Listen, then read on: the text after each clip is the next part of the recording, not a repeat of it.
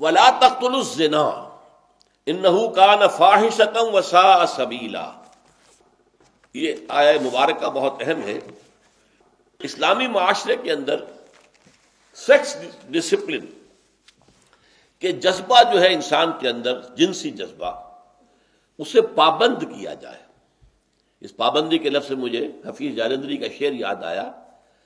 کیا پابند نئے نالے کو میں نے، یہ طرز خاص ہے ایجاد میری. آواز اگر اصولوں کے مطابق آ رہی ہے تو وہ موسیقی کس قدر کانوں کو لبھاتی ہے، اچھی لگتی ہے. لیکن وہی آواز ہڑبونگ ہو جائے، شور ہو، ہنگامہ ہو، کوئی اس میں نظم نہیں ہے، کوئی پابندی نہیں ہے، نہ سر ہے نہ تال ہے، تو ظاہر بات ہے کہ وہ آدمی کے لیے اس کو برداشت کرنا مشکل ہو جاتا ہے اور انسان کی جان پر بن جاتی ہے. تو یہ پابندی جو ہے یہ در حقیقت اس کائنات کے اندر یہ اٹس دی رول. تو جنسی جذبہ چونکہ نہایت زوردار ہے، نہایت زوردار.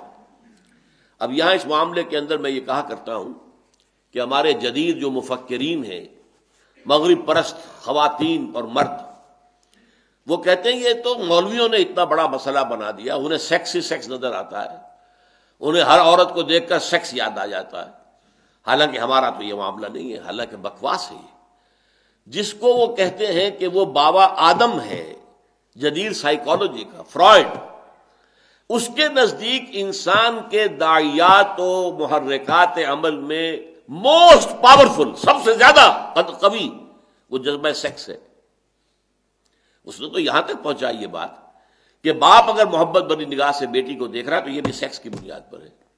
باپ مرد ہے، بیٹی بھی جو ہے وہ عورت ہے، لڑکی ہے. ماں اگر بیٹے کو محبت بھری نگاہ سے دیکھتی ہے تو یہ بھی سیکس ہے. تو اس کی تو انتہا یہ ہے، اور وہ کہتا یہ کہ سب سے بڑا محرک یہ ہے. آج کے جدید مفکرین کی مصیبت یہی ہے کہ ہر ایک کے دماغ میں ایک چیز سوار ہو گئی اور اس نے اسی کے اوپر سارا ایکسپلین کر دیا. سارا کا سارا جو معاملہ ہے انسانی تمدن کا اسی کے گرد گھما دیا. مارکس کو معاشی ضرورت، پیٹ معاشی، یہ اتنا زوردار نظر آیا کہ باقی ہر شے اخلاق ہو، کچھ ہو، کوئی شے نہیں ہے، مذہب ہو، اصل شے پیٹ ہے. اور فرائڈ کو جنس نظر آیا، کسی اور کو ایڈلر کو حب تفوق نظر آیا، دی ارج ٹو ڈومینیٹ، کہ ہر ذی روح جو ہے کوشش کرتا ہے کہ وہ دوسروں کے اوپر اپنا جو ہے روب ڈالے، ان سے اوپر ہو جائے، ڈومینیٹ کرے، لوگ اس کا کہنا مانیں، اس کی سنیں اور تابع داری کریں. ڈومینیشن کا جذبہ جو ہے، حب تفوق. لیکن یہ سب اپنی جگہ ہیں. انسان کے اندر پیٹ بھی ہے، اس کے تقاضے بھی ہیں، لازماً ہے، اس میں کوئی شک نہیں. جنس بھی ہے اور جنس کا جذبہ بہت زوردار ہے، اس میں کوئی شک نہیں. یہ جذبہ اگر اتنا زوردار نہ ہوتا تو کوئی شادی کرتا ہی نہ. بھائی اپنا اکیلے کا پیٹ پالنا، ساتھ ہی ایک اور آ گئی ہے، اس کا بھی پیٹ پالنا ہے. پھر وہ بچے جو شروع ہوں گے تو ان کی ساری جو ہے نگہداشت کرنی ہے، ان کو کھلانا پلانا ہے، ان کی تعلیم ہوگی، ان کی تربیت ہوگی، ان کے بیمار ہو جائیں گے تو علاج کی ضرورت ہوگی. یہ ساری مصیبتیں کائے کو؟ یہ کیوں انسان بول لیتا؟ اگر یہ جنسی جذبہ انتہائی شدید نہ ہوتا.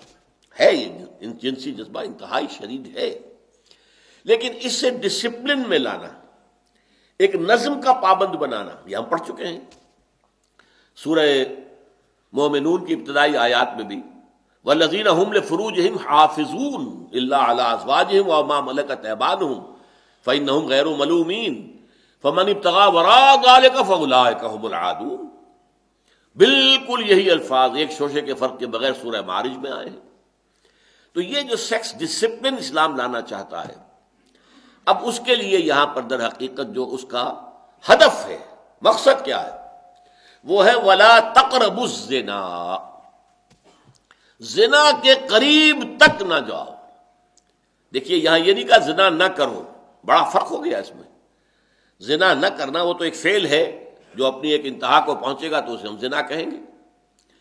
لیکن زنا کے قریب تک نہ جاؤ. زنا کے داعیات اور زنا کے مقدمات ہیں. نامحرم چہرے کو عورت کے دیکھنا ارادے کے ساتھ، ایک مرتبہ نگاہ پڑ گئی، دوسری مرتبہ آپ نے جان بوجھ کر دیکھا ہے، یہ بھی زنا ہے. حضور نے کہا یہ زنا العین ہے، یہ آنکھ کا زنا ہے. آپ نامحرم عورت کا جو بھی حسن ہے اس سے لذت لے رہے ہیں نگاہوں کے ذریعے سے. گو ہاتھ میں جنبش نہیں آنکھوں میں تو دم ہے، رہنے دو ابھی ساغر و مینا میرے آگے. یہ بھی تو ہے، پینے پلانے کے دو وقت سے تو میں گزر چکا، لیکن ابھی ساغر و مینا میرے نگاہوں کے سامنے تو رکھو، مجھے آنکھوں کی ٹھنڈک تو ملے. اس طرح نامحرم عورت کی آواز کو سننا اور کان لگا کر سننا، اب اس میں بھی ایک مٹھاس ہوتی ہے، لوچ ہوتا ہے، عورت جن سے نازک ہے اور ہر اعتبار سے اس کے اندر جو ہے اس کا اثر ہے اس کی زندگی کے اندر، یہ بھی زنا ہے، یہ کان کا زنا ہے.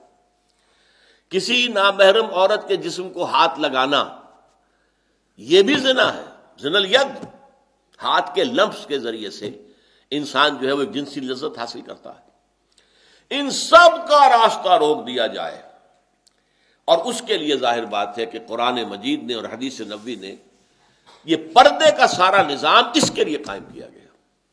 وَلَا تَقْرَبُوا الزِّنَا، زنا کے قریب نہ جاؤ. تو اس سے فاصلے کے اوپر قدغن رکھی ہے. یہاں سے آگے بڑھو گے تو اندیشہ ہے کہ تم مبتلا ہو جاؤ گے. حسین عورت کو دیکھو گے تمہارے دل میں تمنا پیدا ہوگی، خواہش پیدا ہوگی، اور تم دل میں تو اس کے خلاف جو ہے اس کے ساتھ زنا کرتے ہی رہو گے. ہو سکتا ہے تمہارے خواب میں آتی رہے، اور پھر یہ ہے کہ کسی وقت موقع ملا تو آگے قدم بڑھا دو گے.